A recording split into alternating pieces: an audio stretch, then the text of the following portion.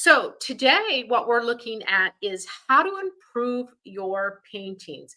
How do we bring our paintings up a level to make them, what would be the word, look more professional, not have as much of an amateur look, just get better at how we create and design our scenes, paint our scenes, the palette, the different things that are added to that. So, anyway, I am here today to talk about how to improve your paintings. If you don't know who I am, I'm Linda Glover Gooch.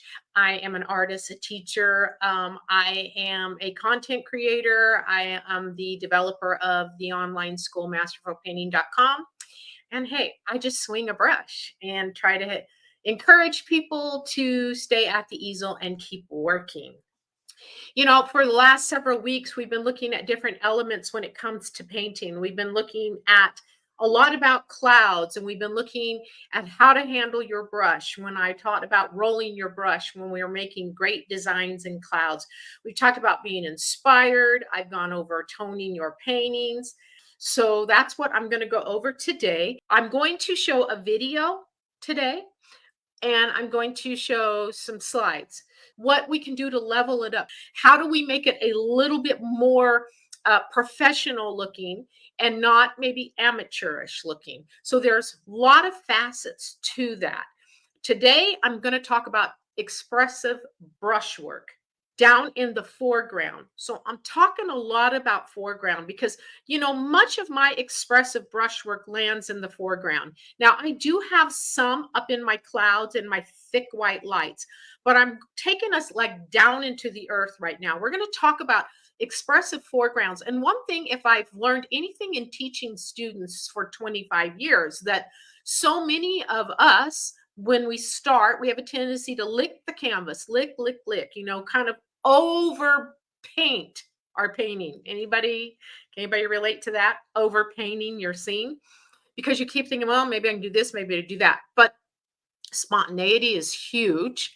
Expressive brushwork goes a long ways. So I'm going to run this video, and this video is out of my cloud course, online cloud course, but it's just bits and pieces down in the foreground because there's some very important key elements I want to tell you about and get you to recognize where I'm trying to take you. But what I want in your mind right now as you watch this video is brushwork, like thick brushwork and really broad brush strokes, not a lot of little tiny things, but using bigger brushes and broad brush strokes. So let's roll here. This is just a couple minutes long. And so I'm going to come here and I'm using a little bit of medium. Next pile, the little bit lighter, that's the yellow ochre and raw sienna, the little bit of orange in it. Don't be afraid to just get up here and lay on that paint. Get something to work with. If you don't have anything to work with, then you're going to come up short. And sometimes when you mix your mixtures, you're not going to know until you come up here with paint where it's landing. That's pretty good. Alter them. Now, you may not get the exact color mixtures that I do. Value. I go back. I know I'm going to want this lighter. I'm just going to get this some coverage back here. As I start bringing in these mixtures and I start getting some thick paint up here, I begin to come along and sort of flick things around. If your paint's not thick enough, you can't do that.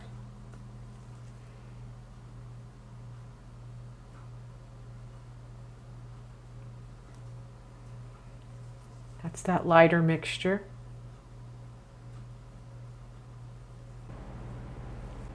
Not quite that loud. That's better.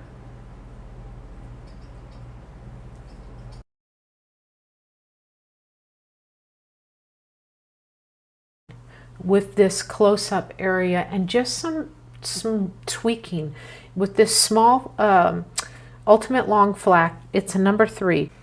And I want to come in and I'll just lay this paint in here and then flick.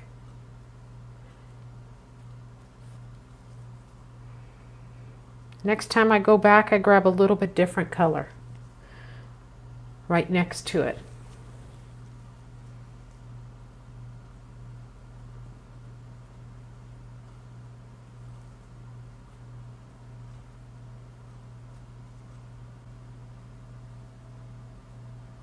See how I'm just barely tapping that on? I'm not going overboard.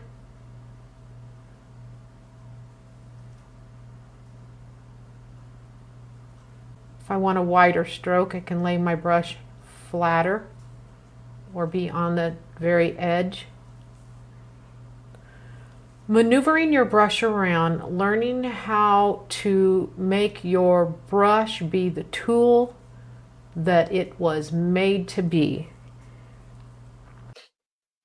So I'm going to take you into some slides now, but I wanted you to watch some of that. Um, when it comes to your foregrounds, if you have a lot of hard pasted on bushes and grasses, they have a tendency to maybe look a little bit more amateurish. So a lot of softening and then some good brush texture and expressive brushwork is a very good addition. So we have these beautiful skies, let's say, or maybe you even have a barn that has got a lot of detail, in your scene. As you get down into this foreground, just because it's up close doesn't mean all your edges have to be hard. You want some expressive brushwork, and we work with paint, and I love the medium of paint. I love oil paint. I love thick marks. I love expressive stuff, and especially up in the foreground. So I'm going to take you through some slides because we're going to talk about this. Now, I talked about the brushes. I use these Rosemary Ultimate Long Flats in my foreground, and I referenced that in that video. And the bigger the picture, I usually will land with about a number 8 or so. Even on like a 9 by 12, sometimes I'll use my number 8 for the very front foregrounds. But that's a great brush. But if you have other brushes that work, by all means use them. But that was the brush that I referenced in that video, is the Rosemary Ultimate Long Flat. But again, there are plenty of other brushes out there on the market that would do the same thing. When I'm doing that expressive brushwork, I'm not using a nice flat sable or a soft brush. All right. Now, that's that tapestry there. So remember when I said, look at the colors. I want you to notice when I put that first paint on, see this whole area right here? I just, those were just broad brush strokes, and I leave them. And you might brush it again, brush it again, brush it again, and then you've blended all of that. We don't want to do that. We want this tapestry of color there for us. So you start there with what we're seeing. And now I'm taking you to a totally different scene, but the same idea. You can see in this slide that expressive brushwork in the foreground. Look at this. Look at this expressive brushwork right there.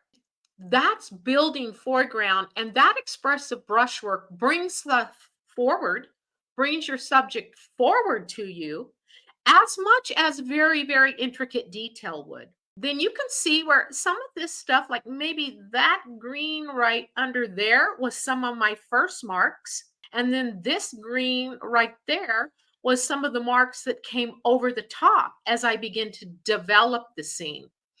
So you can tell by heavy, thick paint brings things more forward. Same with this scene. Over there on the far right under that tree, there is some really thick paint. I love this thick paint, that juiciness. That's expressive brushwork, and it brings your foreground forward. You have more evidence of texture up close than you do in the background. But now look at this foreground here. Expressive brushwork on the edge of this. See how there's all that expressive brushwork happening. That's just thick paint going in after the fact, but it builds pieces of rocks, right? These are the things that will make your painting stand out, that will give a little more professional look to it. Now, when we're talking about expressive brushwork, look at in the sky. This is where I said I do use expressive brushwork up in my clouds. And this is a painting. Now, if somebody is a very realistic painter, that's all good. They're probably not going to have heavy, thick paint like this. It does depend on the type of painting that you're doing. So, more expressive brushwork with that there. And I wanted to show you this. So, this is the close up water of a scene. And you can see that it's not like softened out a lot. There's some real expressive stuff going on there. You can tell that I didn't overblend and I left some thick texture. But when you see this with the whole scene, then this is how it plays out. You can see the whole scene, how that texture plays out. It wasn't the focal point of my scene, but having some of the texture down close, it gave you the water to, look at and to examine. So hopefully that is helping you guys think about what I'm wanting you to think about in today's lesson is when you put in your foregrounds, basically, and it could be some trees too, some real expressive brushwork to what you're doing. If you're painting in oils, by all means, let the medium, the character of oil paint, push yourself. Try it. If you're saying, I don't know if I like all that thick paint, try it and see how it plays out. This is one of the keys to improving is experimenting with different ways of handling your paint, different colors, different ideas, different techniques, whatever you want to call it. This is going to bring your work up a level. Now, none of this overshadows the fact that we need to know how to draw. We need to know how to understand value. We need to know our color wheel. Obviously, all those things play in. So listen, my friend, I hope that you found this helpful. One thing I want to do, I want to talk to you. I share stuff that I think is helpful. My blog is all meant to help people. I give away a lot of free information. And I do also have my online courses, my online school. So I'm going to go ahead and share a little information. In case you're interested in going further with me, you can visit masterfulpainting.com courses. So I have online courses that teach about clouds. So that is the courses that I have: how to paint clouds, painting the Grand Canyon. I have a couple free things on there that are about tools and supplies. And I have a class all about rocks. So All About Rocks is a shorter course. It teaches you how to approach painting rocks. So I paint rocks in a very abstract way to start, and that's what this course takes you through. It's about a 4-hour long course. With all my courses, you get to reach out to me for help. That is one thing, you do have almost, if you want to call it mentorship, you do get that from me. And there's not a limit on that. Next is I do have a Painting the Grand Canyon course. This takes you through a much more full painting of the Grand Canyon, very detailed. And then a lot of lessons, a lot about rocks, but also about atmosphere and painting the Grand Canyon. And then I have my Learn How to Paint the Cumulus Cloud course, which is, you saw a bit of the foreground in today's lesson, but it takes you through that whole cloud in that scene and teaches you how to paint clouds. So that's my little advertisement of my online courses if you're interested in going further with me. But listen, visit my blog. There's so many lessons at my blog for you guys there.